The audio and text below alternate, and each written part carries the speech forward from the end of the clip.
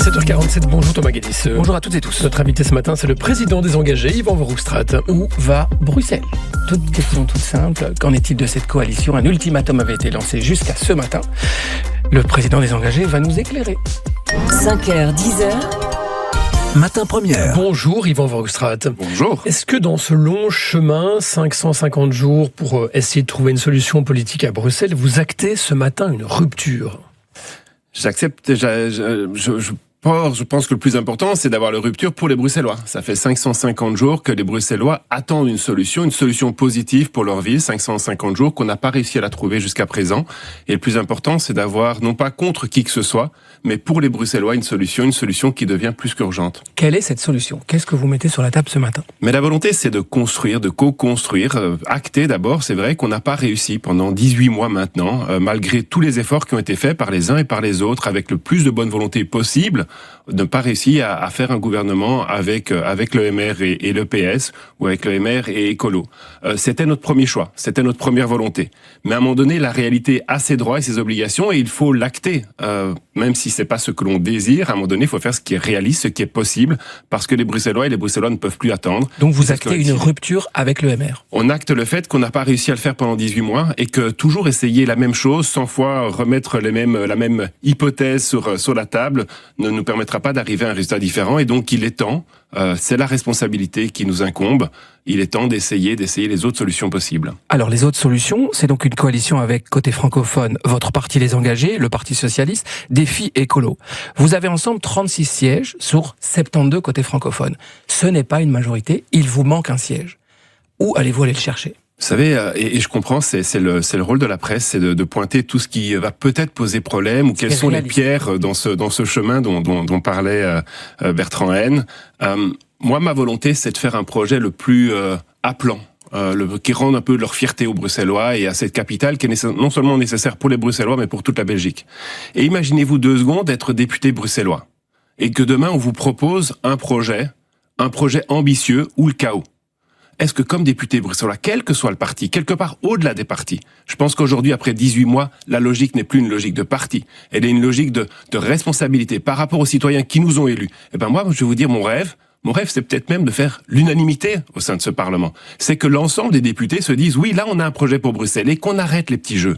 Qu'on arrête les petits jeux qui nous ont menés dans l'impasse depuis 18 mois. Vous avez l'impression que vous êtes dans le constat, mais vous êtes acteur. Et c'est pour ça. Et donc on a une part de responsabilité comme tout le monde.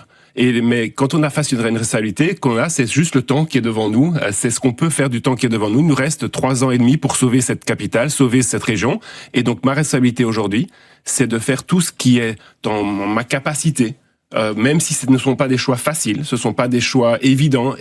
C'est un projet, c'est une initiative qui n'est pas gagnée d'avance. Je n'ai pas grand-chose à y gagner, si ce n'est la responsabilité que j'ai face à tous les citoyens qui ont voté pour nous et qui croient encore à la politique. Il y a une réalité mathématique tout de même en politique. Pour former un gouvernement, il faut un vote au Parlement avec une majorité. Je repose la question, comment vous allez trouver cette majorité? Vous allez être l'otage peut-être d'un chantage d'un député qui viendra vous rallier au Parlement et puis qui, le lendemain, pourra à un moment donné vous déstabiliser. Vous savez, on est toujours dépendant des gens qui veulent voter pour nous au Parlement, et mon objectif, c'est de réunir sur base d'un projet ambitieux avec des partenaires qui ont une confiance, une solidarité entre eux, construire un projet ambitieux pour Bruxelles, et ma conviction, c'est qu'on trouvera une large majorité pour le défendre. En tout cas, c'est débaucher certains députés pour qu'ils c'est pas une question de débaucher. Non, c'est pas une question de débaucher. Vous savez, vraiment, je crois qu'après 18 mois, et je sais que c'est compliqué dans le logiciel habituel de la politique et des commentateurs politiques, mais après 18 mois, ce qu'il faut, c'est une solution pour les citoyens. Et tout élu, et moi je suis prêt à le faire depuis l'opposition, si quelqu'un a une meilleure solution, soyons très très clairs. Par exemple, pour les engagés, nous l'avons exprimé, si demain quelqu'un a une meilleure solution, une solution avec un projet ambitieux qui permet de rectifier la trajectoire budgétaire, depuis l'opposition, nous le soutiendrons. Et nous ne le prendrons pas en otage. Yvan Verhofstadt, de où on part? Est-ce qu'on repart d'une page blanche? Vous allez démarrer des discussions avec des partis qui n'ont pas été associés jusque-là aux négociations, à savoir par exemple les écolos ou Défi. Ça veut dire que là, on est fin de l'année, mais en fait, on repart pour une début de négociation, c'est le début d'un chemin. Alors heureusement, il y a quand même du travail qui a pu être fait et qui va pouvoir être enrichi, mais évidemment, ce n'est pas un travail qui est finalisé, sinon on aurait eu une solution, et l'objectif, c'est quand même de pouvoir le co-construire avec les partis qui n'ont pas été associés jusqu'à présent. Ça va prendre du temps, et je pense qu'on va travailler fort pour que ce temps soit le plus réduit possible, parce que le temps joue contre nous. Chaque mois c'est 100 millions de dettes en plus sur le dos des Bruxellois. Cela fait donc 18 mois, faites le calcul, on y est assez vite, c'est presque 2 milliards de dettes en plus que les Bruxellois vont devoir assumer. 2 milliards en plus, alors que justement, l'effort annoncé, c'est 1 milliard. Donc ça va pas résorber justement le problème de la dette, ça va juste essayer de lisser un peu cette courbe-là. C'est votre objectif? Vous allez maintenir cette exigence, même si les partenaires changent? Alors soyons clairs, nous ne monterons pas à tout prix dans un gouvernement. Nous ne sommes pas là pour absolument y chercher un poste. S'il y a d'autres alternatives, nous les soutiendrons. Et si en tout cas nous devons en être, et ce pourquoi nous allons nous battre, c'est d'avoir un gouvernement qui a une vraie ambition, qui rectifie la trajectoire budgétaire de minimum 1 milliard, qui est prêt à faire des réformes structurelles pour remettre cette capitale sur une trajectoire positive. C'est vraiment ça l'ambition. Et aussi un gouvernement, et on verra bien ça au cours des prochains jours, un gouvernement qui ne joue pas de l'opposition à l'Arizona. Cela n'aurait pas de sens. Ce serait mauvais pour la région, ce serait mauvais pour le pays, et nous ne nous inscrirons pas là-dedans. Et donc un gouvernement pour quand? Le plus rapidement possible, je vais pas m'enfermer dans une deadline. 2026, quoi. Ça sera, je crains qu'on aura vu le temps qu'on a déjà perdu, que ça sera pour tout début 2026. Ce sera pas sous le sapin. Ça sera pas sous le sapin, mais peut-être qu'on pourra déjà obtenir des débuts d'accord avant Noël. Vous tentez une majorité sans le MR. La semaine dernière, le président du MR, Georges-Louis Bouchet, était sur notre antenne et il évoquait le scénario où vous écarteriez les libéraux. On l'écoute. Je trouverais quand même très particulier qu'on exclue le premier parti qui a fait plus de 100 000 voix lors des dernières élections. Quelle sera votre réaction? Mais en fait, la réaction, elle est très simple. Je crois que même pour les engagés, je ne vois pas comment vous pouvez d'un côté être le partenaire du MR et de l'autre côté être le partenaire du principal opposant aux lignes politiques que nous mettons en place. Donc ça veut dire qu'il y aura des conséquences et au fédéral. Je dis juste qu'à un moment donné, vous savez, la chose la plus importante en politique, c'est la cohérence. Qu'est-ce que vous dites ce matin à votre partenaire, le MR, dans les autres gouvernements? Mais je dis qu'on a tout fait pendant 18 mois et c'était notre priorité pour essayer de construire un gouvernement avec le MR, mais qu'hélas, la mathématique a ses droits et que le MR plus les engagés, c'est 28 sièges sur 72 du côté francophone. Donc nous n'avons pas réussi à rassembler une majorité, malgré les efforts réalisés par les uns et par les autres. Et donc, à un moment donné, la réalité a ses droits.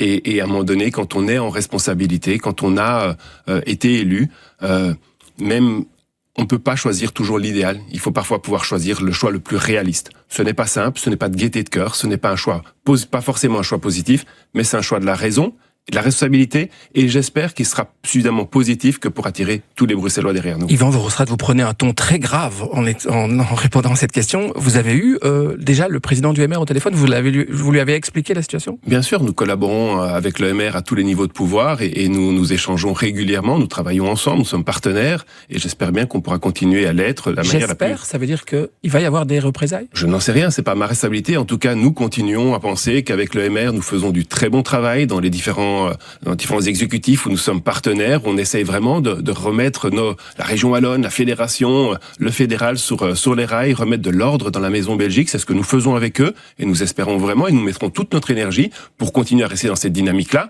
Maintenant, à un moment donné, ce n'est pas, il faut aussi acter la réalité et pouvoir être en responsabilité par rapport au choix des élus. Il y a les gouvernements où vous êtes partenaire avec le MR en Fédération Wallonie-Bruxelles et en Wallonie, mais il y a aussi le gouvernement fédéral avec des fonds fédéraux qui viennent alimenter tout de même les caisses bruxelloises, ce qu'on appelle le fonds Belliris pour les grands projets.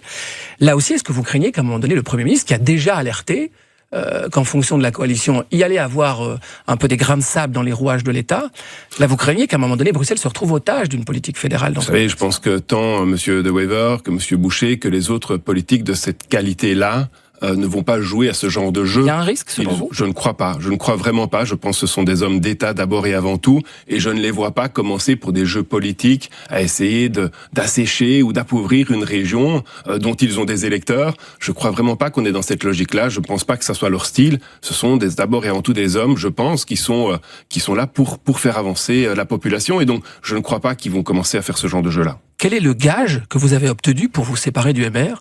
Est-ce que le Parti socialiste vous a proposé la ministre-présidence de la région bruxelloise ? On n'est pas là pour faire des jeux de poste. Ce qui est sûr, c'est que vous l'avez entendu, c'est que les néerlandophones ont exprimé le fait qu'ils pensaient que je pouvais être un trait d'union, être capable d'amener et de faire avancer ces négociations. Et donc vous êtes candidat ? C'est en réponse, non, je suis pas candidat à titre personnel. Je suis candidat pour essayer de faire avancer un attelage, pour essayer de mettre toute mon expérience, mon envie, mon énergie et mon sentiment de bruxellois pour faire aboutir un projet positif pour cette capitale. Ça, c'est mon job aujourd'hui. Il existe déjà dans votre tête, on verra si c'est réaliste. Vous lui avez déjà donné un nom à cette coalition? On est quand même une spécialité belge, là, trouver des noms parfois un peu folkloriques pour nos coalitions gouvernementales. Je pense que c'est la coalition Guinness, je veux dire Guinness Book des records, Oui. parce que c'est le record du nombre de jours, c'est aussi le record du nombre de partis. J'espère qu'on arrivera à 8 partis au moins en fin de compte. C'est aussi le Guinness, le record du déficit à pouvoir compenser. Donc oui, c'est une coalition de tous les records, de tous les défis. Alors, vous savez, moi, on m'a souvent dit dans ma carrière que les choses étaient impossibles, et quand c'est impossible, c'est peut-être là qu'on a une raison d'être, qu'on a du sens à son engagement. Et on verra si c'est pas le record du surréalisme, hein. Ceci est un. On verra bien, mais en fait, on verra bien, mais qui ne tente rien, comme on dit, hein. Un mot quand même sur un autre dossier. Les enseignants se mobilisent ces derniers jours. Mobilisation aujourd'hui, il y en a une prévue la semaine prochaine.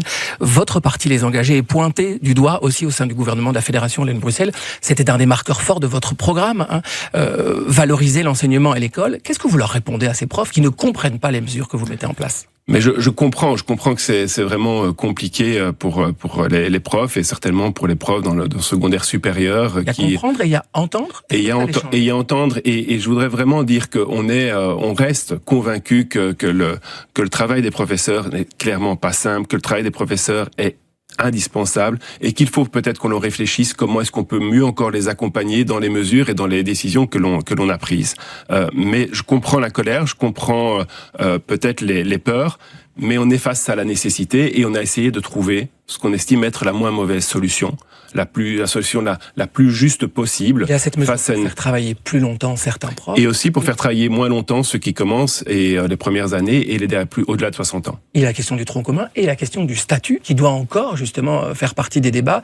Sur cette question-là, vous serez aussi intransigeant. À un moment donné, ce CDI remplacera le statut de fonctionnaire. On va y arriver, ou là aussi il y a une négociation possible? Il y a une négociation, et vous savez que c'est vraiment notre volonté, c'est de trouver aussi être en capacité de discuter, de négocier, de voir ce qui est important. Je pense que le statut peut évoluer sur certains aspects. Nous ne ferons pas n'importe quoi à cet égard-là, et nous voulons le faire en concertation. Et je pense aussi que par rapport aux mesures prises, nous devons continuer la concertation.